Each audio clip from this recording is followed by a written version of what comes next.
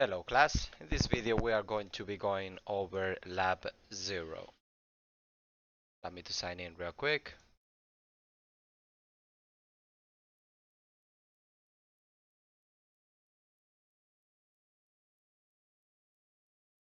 Okay, so let's take a look at the instructions.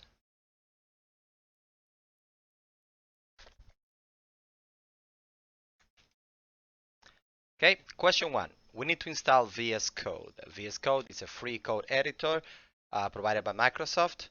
I think I have it installed already, but if you don't, all you have to do is go to VS Code, click on download, and select your operating system and download it. It's not a difficult program to install, just a couple of clicks and you're good to go. But I think I have VS Code installed. Yep, it is already installed in my system. This over here is the old video for this lab. For those who were taking the class online or in the future will be taking the class online. For those taking the class in person, the video will be shorter because we already went through the presentation. So I'm going to keep VS Code minimized over here, and I'm going to choose my color scheme. So let's go full screen. I don't like dark, so what I'm going to do is that I'm going to install the extension of the theme that I like. Let's go to settings, actually here, extensions. Let's look for Dracula and install. This is the theme that I prefer for VS Code. If you like it, go install it. And you already saw how I did it. I just searched for the extension and I installed it over here. And now that we are there, let's take a look and install all these extensions as well. Extensions in VS Code are small pieces of software that developers all over the world write to make the editor better or to provide functionality that doesn't come installed by default. So we're going to install live server. So let's look for live server, and then click on install. Again, how do you get to this window? You click on the little icon over here, then extensions, and this window will pop up. Let's install Markdown all-in-one. Markdown all-in-one, which is this one. Let me make the window a little bigger. You can just close that. I lost my thing. So Markdown all-in-one, install, and then preview enhanced. So let's do Markdown, preview enhanced, and Markdown to PDF. So we're gonna need it. And we're also gonna do table of content. We're gonna use that by the end of the semester, so it would be a good idea to have it installed now. And we're gonna use also Markdown converter. Finally, we're going to install PDF preview, which allows us to preview PDF files in VS Code so that we don't have to leave the application. PDF preview right over here. And then code the spell checker, because a spell checker is always a good thing to have, especially when you're writing notes in this thing. So code a spell checker and then install. Perfect. Now we have all the extensions that we need installed. We can just close that. And let me set my theme one more time.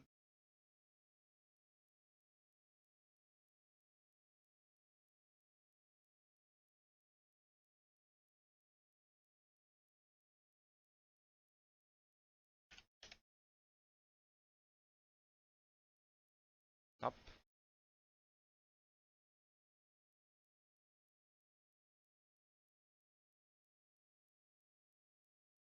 Dracula here.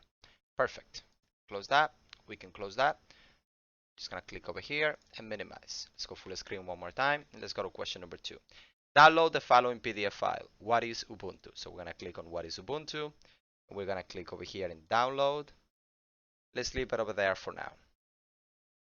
Let's go back to our instructions. In VS Code, create a new file and name it notes0.md.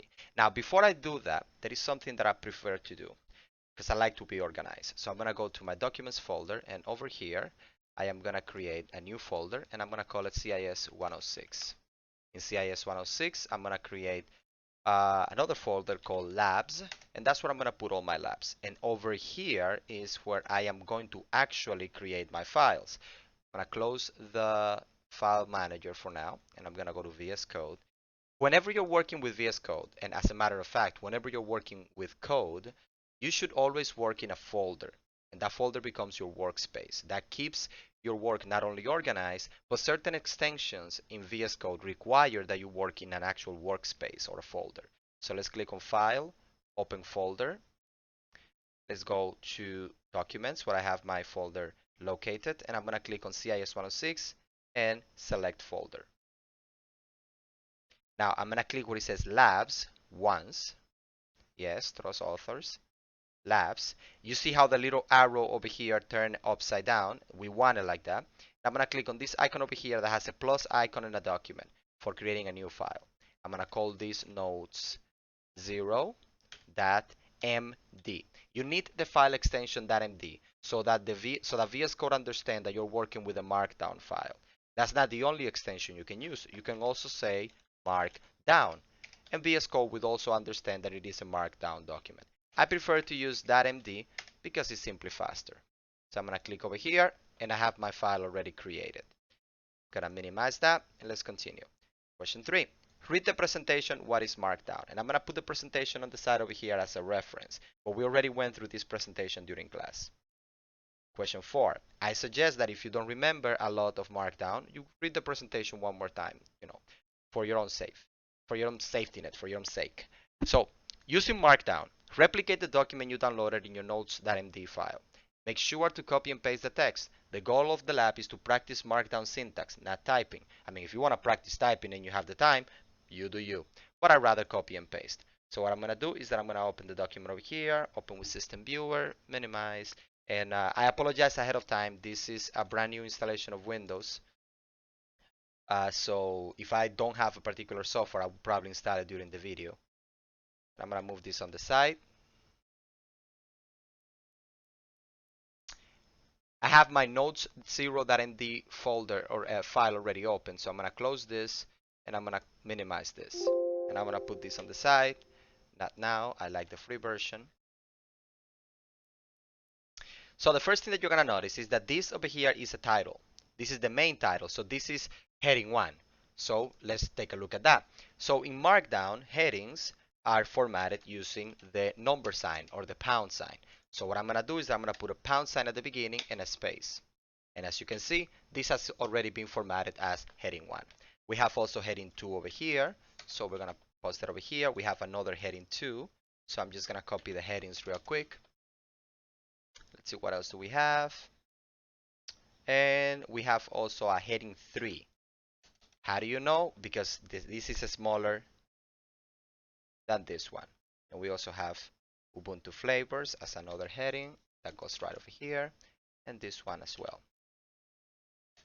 Okay, now I'm gonna format this. I know that this is heading 2, so I'm gonna add 2 pound signs, 2 pound signs, 2 pound signs, 3 pound signs because this is heading 3, and 3 pound signs because this is also heading 3.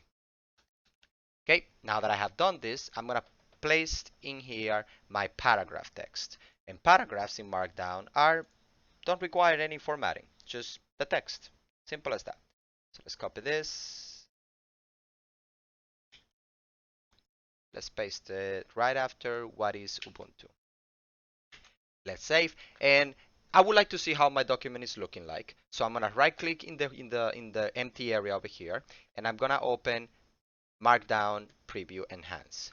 And notice that a pane on the side appears that is showing me how my formatting is looking like so far. I'm gonna close this and let's continue. So notice that over here we have another subheading.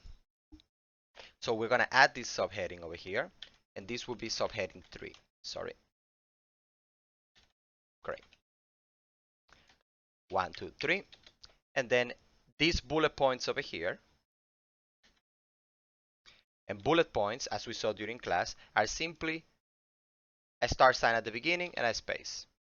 Now we have another sub bullet point over here, and all we're gonna do is let's remove those little dots. Let's remove that. Let's remove that. Let's remove that. Let's tab. Let's put a star, space, and let's do a little tab. Star, space, a little tab. star, space, and then a little tab. And notice that the little line over here indicates to us that this over here, these bullet points are going to be sub bullet points of the first one. Okay, now we have two more bullet points, and we have them over here. So let's do a space. Let's do a space. As we saw during class, you can also use the plus sign, and it's not going to make a difference in this case. So I prefer to use the stars as just personal preferences. So I'm going to take a look at the preview and see how it's looking like. And we have something that is already resembling what we see over here. I'm going to close this. We need this picture. Now, obviously, because I'm using Foxit PDF, I can just copy the picture or save it into my computer, but I'm assuming you guys are using either a different PDF reader than I am, or probably using macOS. Some of you are already using Linux, so I might as well just do it like this. I'm going to take a screenshot of this particular picture, and I use the snipping tool that is available on Windows by default. I'm going to click on Save, and I'm going to save this picture right over here under Documents, and CIS 106 labs, and I'm gonna save it in the same folder. I'm gonna name it pick 1, and I'm gonna click on save. Now I will minimize this, and there is something that I like to explain. In Windows, file extensions are hidden by default. This is something that we don't want, because the file extension matters when you're posting things in other operating systems that do require the file extension for them to read the file correctly. Such is the case with macOS and Linux and pretty much anything that is Unix based or Linux based. Because of that, we are going to go to where it says View over here in our file manager, and we're going to enable file extensions by clicking on File Extensions. Notice that now it says pick1.png. But this is a problem here, because Linux and many other operating systems are case sensitive when it comes to their file names. So I suggest that you rename this file to lowercase png. This is going to save you a lot of troubles in the future, so you'd rather do it right now. So in Markdown, when we want to add a picture, all we have to do is start with a bang, then open and close square brackets, open and close parentheses, and in here we're going to put the location of the picture inside our computer, so that the Markdown file can locate the picture and place it in the document. It can also be a URL, like if you have the picture stored in a web server on the web, you can just put the URL right there as well. This all has to be a path, whether locally or on the internet. So since the file is stored locally on my computer, as you can see over here, it's inside the same folder as my Markdown document, I can simply use the name of the picture so that the file can locate the picture, because they are in the same place. Think of it this way. If you want to talk to your sister and your sister is next to you in the room, all you have to do is just turn around and talk to her, because you are in the same room. But if your sister were to be in 3 rooms down in your house, you will have to go to her in order for you to see her or talk to her. It's the same idea that we have with these files. So what I'm going to do is that all I have to do is put the name of the picture over here, pick1.png, and save. Windows automatically turned it again back into uppercase for some reason. Hopefully we're not going to get an issue later on. Again, we're not going to be using Windows a lot in this class, because this class is about Linux, right? But this is the first couple of weeks. So in the first couple of weeks, there are certain things you need to know how to do before we move into the big guy that Linux is. So we're going to minimize this. And we need to provide a description for the picture. I'm going to call this Ubuntu 6, and I'm going to save it. Let's do a preview to take a look at how our document is looking like. And as you can see, this is a problem. And the problem that we have here is pick1 is the name of the file. But notice that I didn't call it pick1. I just call it pick. And because I named it improperly, the link is broken. We want to fix that by naming our picture correctly. Let's save that, and notice that the picture appeared right away. I'm going to close the preview, and we will continue. Now we have another bullet point over here, so let's take a look at this. And start paste. I'm going to move this over here to make it a little bit more neat, and we're good to go. We have another picture, and we're going to simply continue the same procedure.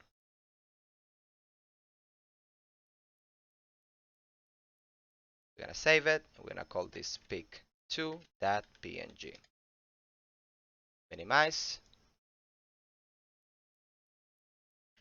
I'm gonna put the picture right over here. Say again, bang, description of the picture. I'm gonna call this Ubuntu second pic, and then open and close bracket and pick number 2. Save, and if you do a preview, you're gonna see your second picture right after the following bullet point. Okay, now tables in Markdown are a little tricky, and it trip a lot of people off, but you will get used to them right away. Now, let's take a look at an example of how a table is supposed to look like in the presentation, and I suggest that you download the little sheet that I give you in the end so that you know exactly how to do it. Oh, I don't have an example in the presentation. I need to fix that. I'll fix that after the video is done. So let's take a look at the cheat sheet. And over here, you're going to see an example of how a table looks like. So you see, if you want a table, the first thing that you should do is you put the headers. So let's write the headers. We have logo, flavor, and download link. But before we do that, let's see if we put here, Ubuntu has 7 official flavors. So it's gonna be 1, 2, 3. Oh, sorry, misread. We already put it there. So let's start with the headings. Logo, pipe, flavor. By the way, that little extending line over here is called a pipe. Pipe again, and then download link. Okay, after we build the headers, we need to put a little lines over here, and they are very easy. I like to do it like this because I like to be neat, but you don't have to. Okay, and now we can start putting our content. These logos over here, one after each other. So I'm going to do the same thing I was doing before. I'm gonna start taking screenshots of the logos because it's easier. We got the first logo, and I didn't like that one. That's a little better. And we're gonna save it, and we're gonna call this one Kubuntu logo.png. Okay, then we're gonna do the second one.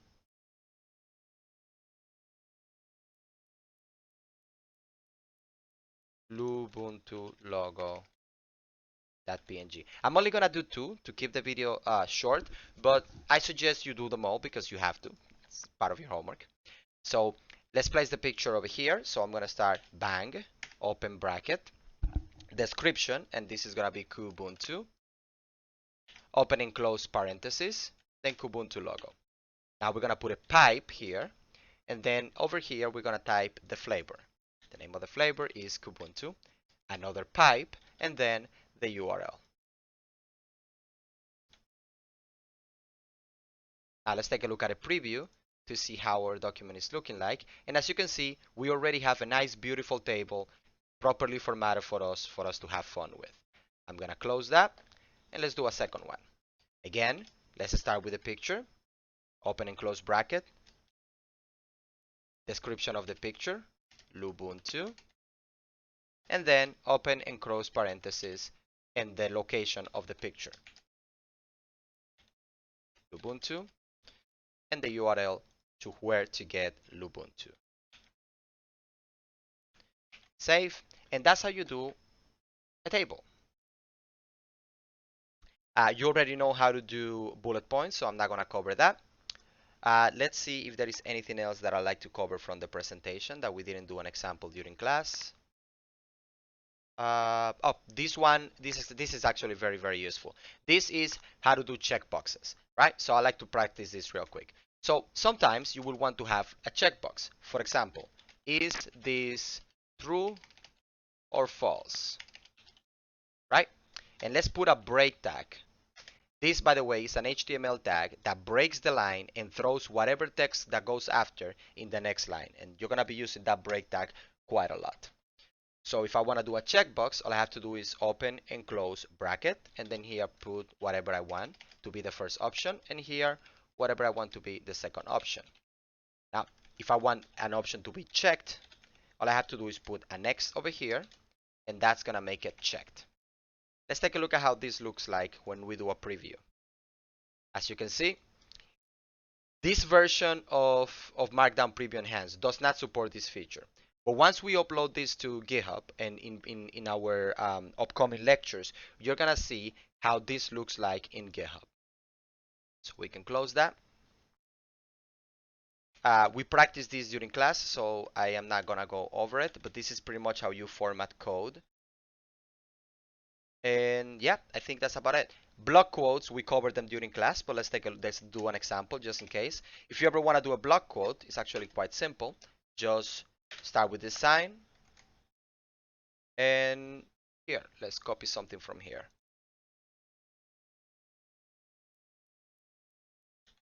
And this becomes a block quote. Let's put that in the same line. If we do a preview, notice how beautiful this looks over here. It looks like it's text that is supposed to stand out. Okay, now with that said, I am going to minimize this and I am going to close this. I'm going to make sure that my file is saved. So I'm going to click save or Control S, and that saves the file.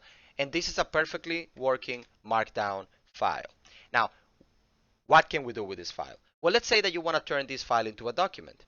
All you have to do is right click and select your format. I'm going to export this to PDF. So I'm going to click on Markdown to PDF. This is going to take a second. Okay, let's take a look at this problem and see how we can fix it. Manage extension.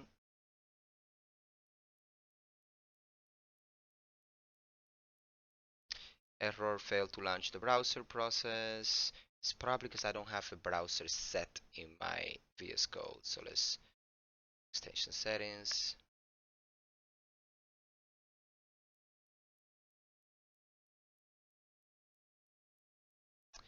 How to enable, no, we don't want that. PDF, no.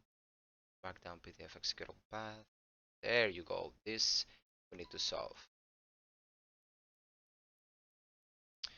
So we need to give it an executable path to Chrome pretty much. So I use Chrome in Windows. So let's go to Chrome.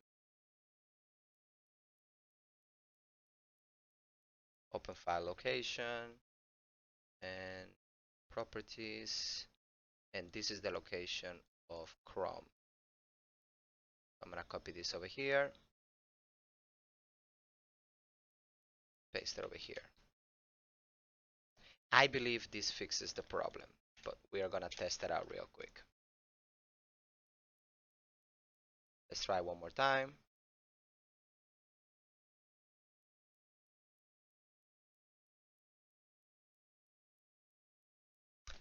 Perfect.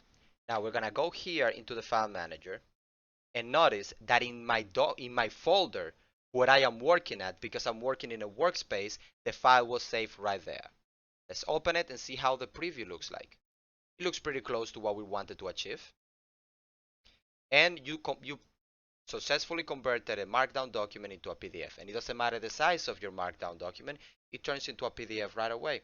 Well, if the file is big, obviously it will take longer to convert. Now, PDF is not the only option. Let's say that you are actually writing just boiler template for a website, right? Just content. You can turn it into HTML.